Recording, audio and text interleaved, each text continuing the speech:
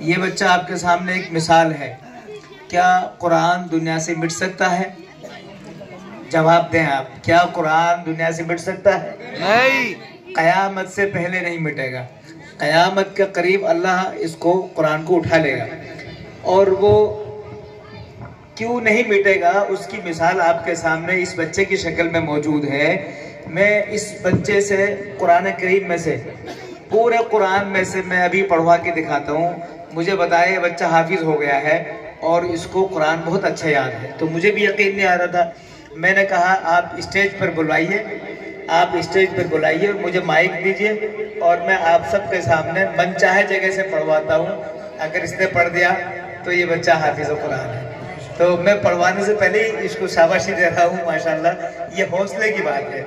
چلیے بھائی, اب جو یہاں حافظ حضرات بیٹھے ہیں میری ان سے درخواست ہے کہ وہ متوجہ ہوں خاص طور پر, اور جو میرے باقی سب بھائی ہیں ان سے میں کہتا ہوں کہ اس پروگرام کو بڑے اہتمام سے سنیں.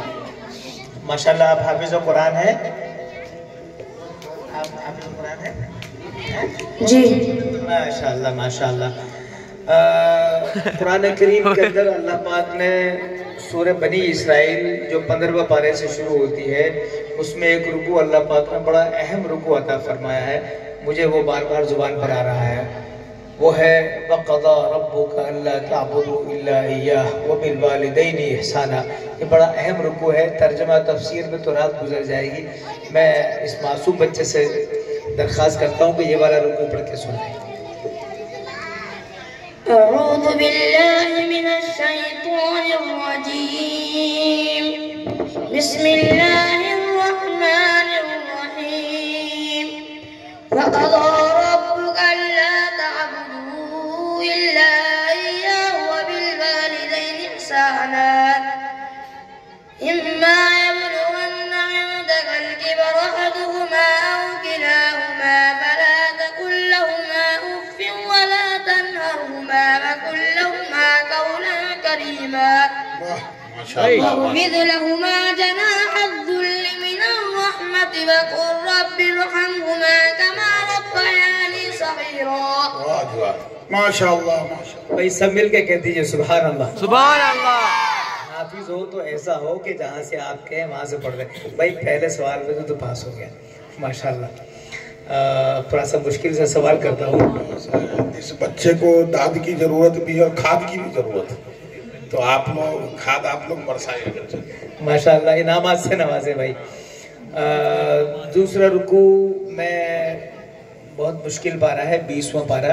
حافظ حضرات رمضان میں اس پارے کو بڑی محنت سے یاد کرتے ہیں تب جا کے مصلی پہ پڑھا جاتا ہے. اور اس 20واں پارے میں ایک رکوع ہے أَفَمَنْ وَعَدْنَاهُ وَعْدًا حَسَنًا. میں آپ سے درخواست کر رہا ہوں یہ والا رکوع پڑھیے. أَفَمَنْ وَعَدْنَاهُ وَعْدًا حَسَنًا فَهُوَ لَاقِيهِ كَمَنْ مَتَّعْنَاهُ متاع الحياة الدنيا ثم هو يوم القيامة من المحضرين. ما شاء الله ما شاء الله. ويوم يناديهم فيقول أين شركائي الذين كنتم تزعمون. ما شاء الله ما شاء الله. بس منا حضرت مولانا قاری منتظر صاحب کی جیب میں سے کھاد نکل چکا ہے ماشاءاللہ. بڑا کھاد. سبحان اللہ سبحان اللہ. بہت خوب بھائی. سبحان اللہ کہتی ہے سب. سبحان اللہ سبحان اللہ. ویسے ماشاءاللہ مجھے یقین ہو گیا. پھر بھی ایک سوال سب کی طرف سے ایک اور کر لیتا ہوں بھائی. ماشاءاللہ اللہ تعالیٰ مبارک فرما. ایک سوال اور کر لیتا ہوں میں میرے حساب سے. 25ویں پارے میں سے پڑھواتا ہوں. 25ویں پارے میں ان شجرۃ الزقوم طعام الاثیم کالمہل یغلی فی البطون کغلی الحمیم. یہ والا رکوع پڑھیے. ان شجرۃ الزقوم طعام الاثیم کالمہل یغلی فی البطون کغلی الحمیم. پڑھ پڑھ پڑھ. خذوه فاعدلوه إلى سواء الجحيم ثم